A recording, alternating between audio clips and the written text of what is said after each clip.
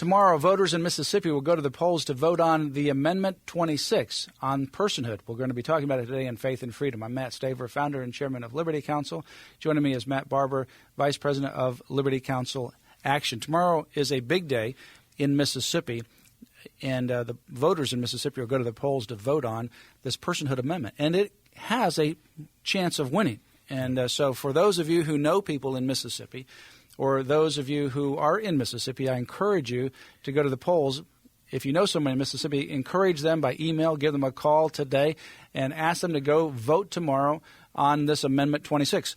Liberty Counsel has been part of this from the beginning, Matt, and we helped on the wording of Amendment 26, but we actually specifically defended it at the Mississippi Supreme Court in a challenge brought by the ACLU and Planned Parenthood types and the Center for Reproductive Freedom.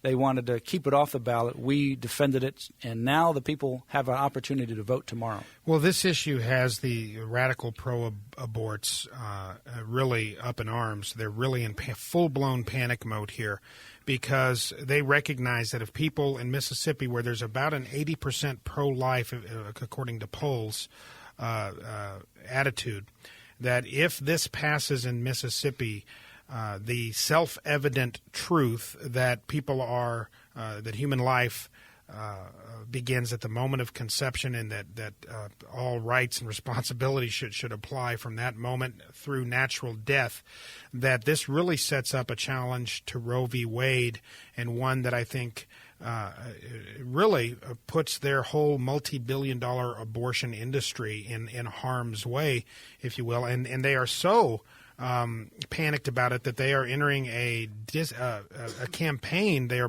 putting advertisements and commercials in Mississippi with just they've removed from the open discourse, let's have a debate on the merits, into full-blown fear tactics, lying, saying that this will mean that women can't have birth control, that this will mean that if a woman is dying and bleeding to death, that she would have to die, that they cannot do proper medical procedures to save her life, up to and including an abortion and so forth. Just an all-out campaign of disinformation. So they are fully in panic mode right now. They really are. The amazing thing is that it's gotten this far, and Mississippi could be the first state in the country that actually passes a personhood amendment that essentially says that the definition of person includes the child in the womb from the moment of conception, and as it should be. Because if you think about it, biologically and DNA-wise, any other way you slice this, what's in the womb at the moment of conception is a human being. Now, it may be one small cell, but that one small cell all of a sudden replicates and becomes multiple cells. And the only difference between that moment of conception and someone who's 92 years old is time. That's the only difference it is, and location.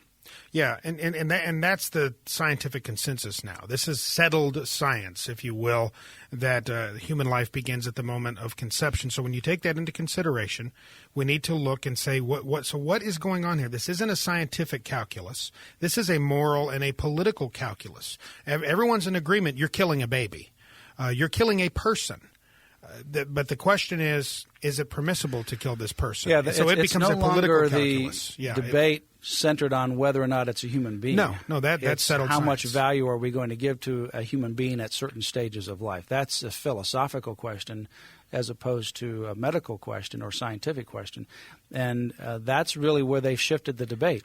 And they're, and if you just start from the 9 months, start in the third trimester where you have the 7th, 8th, and 9th month. When the child is in the 7th, 8th, and 9th month, they're able to live outside of the womb.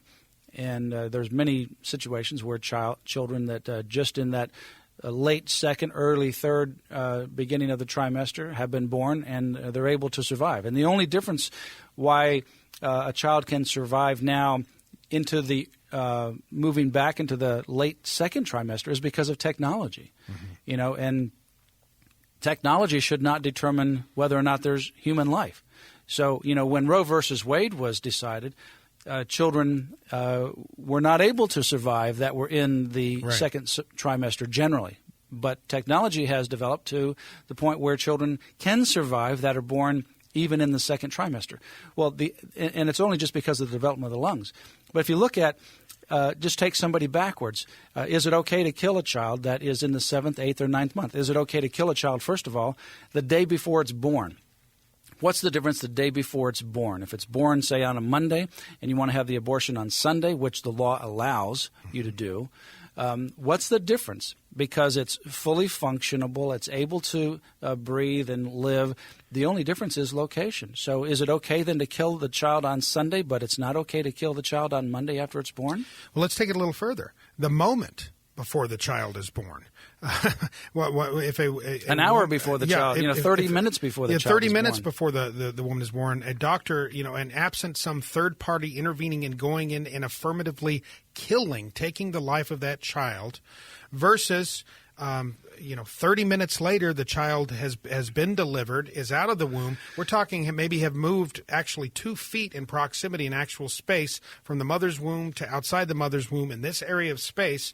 It's murder to kill the child here. It's not murder to kill the child here within 30 minutes. Well, just take partial birth abortion that was practiced by some of the infamous abortion doctors, Haskell and Tiller and others, where you have the child partially birthed, and literally most of the child is outside of the womb. Yeah. The only thing that is still in the womb is the head of the child. The top of the head, not even necessarily the full top head. of the head, just the top of the head.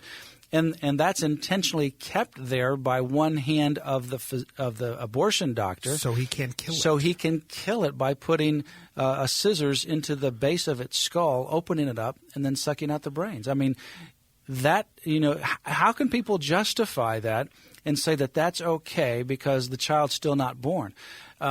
People that support abortion have to come to grips with those real situations that happen every day. And then, so just start moving back down through the trimester. When is it that it's no longer a human being? Is it a human being then when it's in a partial birth abortion situation? Do you support that? The hour before, it's still in the womb, the day before, 2 months before? The fact of the matter is it's a human being from the moment of conception. And we need to restore the culture of life and the sanctity of life in America. And I encourage people to go to the polls tomorrow and vote. Bring your friends as well, people at work and in your church, to vote for Amendment 26. This is not a slam dunk. And as I mentioned, the disinformation and the fear-mongering is in full force in Mississippi right now. And the polls have shifted a little bit, and they've managed to convince some people of their nonsensical lies, but it's still looking good. But people need to get out and vote. If ever you got out and voted on something, tomorrow is the day to do it, and bring as many friends and family members as you possibly can to get out. Because we know, as I mentioned earlier, it is a self-evident truth that this is a person from the moment of conception, and we need to protect. If we can't as a government, if we can't as individuals protect the most innocent, most vulnerable of our citizenry in the most vulnerable stage of life, then what kind of monsters are we? This pro-choice idea is a complete and utter euphemism. The jig's up. People are on to it. What we are talking about is pro-murder here. And go tomorrow, vote on Amendment 26, vote for personhood, vote to turn back the culture of death in our country. Well, Liberty Counsel is right involved in that, and because of your work with Liberty Counsel through prayers and financial support, you can be involved and are involved directly in that as well, because we defended this at the Mississippi Supreme Court and won the right for this to go on the ballot. We couldn't do that without your prayers and financial support. We don't charge for any of the work that we do.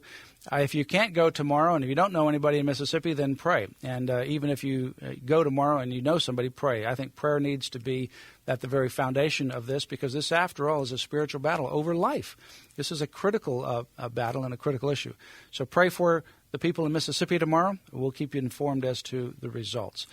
Give us a call at Liberty Counsel, 1-800-671-1776. You can go to our website, lc.org, and you can order a number of resources.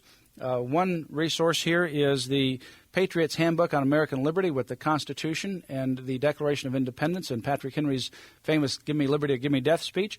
My most recent revised book, Take Back America, And we have more. We have Original Intent by David Barton, Resurgent by Ken Klukowski, Sexual Sabotage by Dr. Judith Reisman. You can also give us an online contribution by going to Liberty Counsel's website with a credit card right there. You can also text us at 20222 and in the subject line put down LC for a $10 contribution.